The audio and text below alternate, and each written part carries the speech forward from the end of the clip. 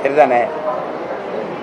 Sir, இப்போ தேமுதிக கூட என்ன சொல்லியிருக்காங்கன்னா கூட்டணி ஆட்சியை வரவேற்கிறோம் அப்படின்லாம் பேசுகிறாங்க. நீங்கள் தனிச்சதே சொல்லிட்டீங்க, நான் தனியாக தான் நிற்க போகிறேன். எல்லாருமே ஓரளவு இந்த கூட்டணி ஆட்சியில் தான் நல்லா இருக்குன்ற ரீதியில் வர்றாங்க. நாம் தமிழர் அந்த ரீதிக்கு வர்றதுக்கான வாய்ப்பு இருக்குதா? அதை நான் வரும்போது சொல்கிறேன். நாங்கள் தனித்து தான் போட்டிடுவோம், தனித்து தான் போட்டிடுவேன். தனித்த பெருத்த தமிழர்களுக்கென்று தனித்த பெருத்த முதன்மையான அதிகாரத்தை நோக்கி தான் நான் ஓடுறேன். அப்படின்னா நான் எப்போவே 2016 அம்மா ஜெயலலிதா அவர்கள் கூட்டணி கூப்பிடும்போதே நான் போயிருப்பேன். அதுக்கப்புறம் அதிமுக, அதுக்கப்புறம் பாரதிய ஜனதா எத்தனையோ தடவை வலியுறுத்தி கூப்பிட்டு இங்கே பாருங்க, அப்போ நான் போகல. எனக்கு ஒரு நோக்கம் இருக்குது, நான் ஏற்றுக்கொண்ட தலைவன் எனக்கு கற்பிச்சதுன்னு இருக்குது. அது வழியில் தான் நாங்கள் போக முடியும். நாங்கள் திரும்ப திரும்ப சொல்கிறேங்க, தற்காலிக தோல்விக்காக நிரந்தர வெற்றியை நான் இழக்க தயாரல்ல. தற்காலிக வெற்றிக்காக நிரந்தர தோல்வியை தழுவி கொள்ள தயாரல்ல.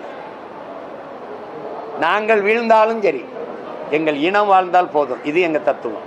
ஒருவேளை இப்போ நான் தோத்தே போயிட்டேன், உங்களுக்கு ஏதாவது நட்டை இருக்கா? நான் சட்டசபைக்கு ஏன் போகலன்னு யாரும் என்னை சட்டை பிடிச்சி அடிக்கிறீங்களா? என்னை நம்பி வர தம்பிகளை நீங்கள் என்ன நினைக்கிறீங்க? நான் போனால் என்னை கொன்றுவான். பரவாயில்லையா? நான் கூட்டணின்னு வச்சேன்னா நான் மட்டும்தான் நிற்கணும், எல்லாரும் போயிடுவான். இந்த பண்ணியும் பீதிங்கன்னு போயிடுவான். புரியுதா உங்களுக்கு? நான் இல்லை புலின்னு நம்பி வரான். புரியுதா உங்களுக்கு? நீங்கள் ஒன்று தெரிஞ்சுக்கிறீங்க, சுதந்திர பசி கொண்ட மக்களை சோற்று பசி ஒன்றும் செய்யாதுன்னு எங்கள் தலைவர் சொல்கிறார். வீர சுதந்திரம் வேண்டி நின்றார் வேறொன்று கொள்வாரோங்கிற எங்கள் பாட்டன் பாரதி. இப்போ நாங்கள் கொண்டிருக்கிறது சுதந்திர பசி, சோத்து பசி இல்லை, வயிற்று பசி இல்லை, வரலாற்றின் பசி. அதனால இதுவே என்னங்க நீங்கள், நான் உங்களை ஒன்று கேட்குறேன், கூட்டணி வச்சு வென்று போனவர்கள் செய்தது என்ன? இவங்கெல்லாம் உறுப்பினர் வச்சிருக்காங்கல்ல உள்ள கூட்டணி கட்சிகள், செய்தது என்ன? ஒரு பிரச்சனைக்கு சொல்லுங்க, ஒன்று சொல்லுங்க அண்ணா, சொல்லுங்க.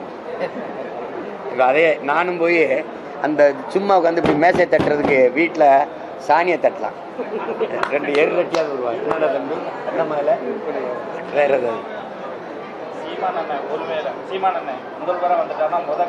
வந்துட்டாருனாங்கிறீங்க? வர்றோம். முதல் கையெழுத்து முதலமைச்சர் கையெழுத்து போடுவேன்,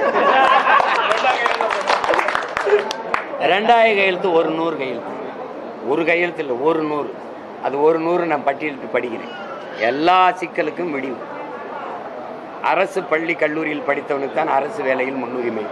புரியுதுன்னு நினைக்கிறேன். அமைச்சர் பெருமக்களோ எவராக இருந்தாலும் அரசு மருத்துவமனையில் படுத்து தான் வேலை செய்யணும்.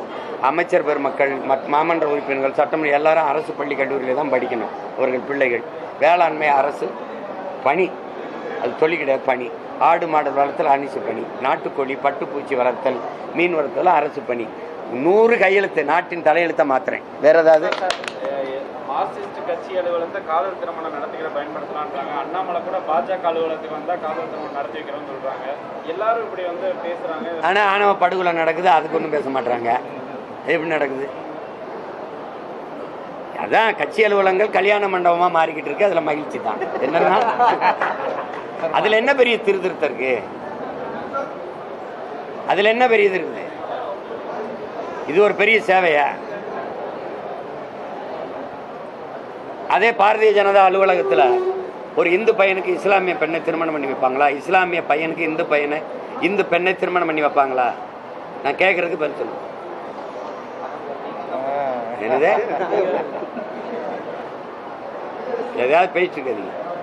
மார்க்சிச அலுவலகத்தில் ஒரு உயர் சாதி பையனுடைய பொண்ணுக்கு, ஒரு உயர் சாதி பொண்ணுக்கு, தாழ்ந்த சாதின்னு சொல்லியிருக்கிற அந்த சமூக கட்டமைப்பு பையனை அங்கே திருமணம் செஞ்சு வைப்பாங்களா? வச்சா அந்த சாதி ஓட்டு விழாது.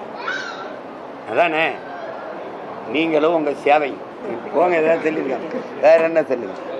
இதெல்லாம் ஒரு பிரச்சனை இல்லை தம்பி, அதெல்லாம் நடக்குது.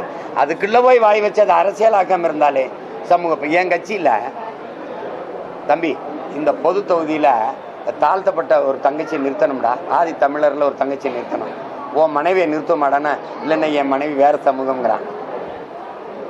தங்கச்சி உன் கணவர் இருந்தது, என் கணவர் வேறு சமூகம்.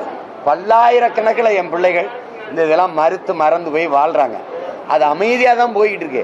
அங்கே போய் நீங்கள் ஒரு கலை எரிஞ்சவண்ண அது கலவரமாகுது, சலசலப்பை உண்டு பண்ணுது.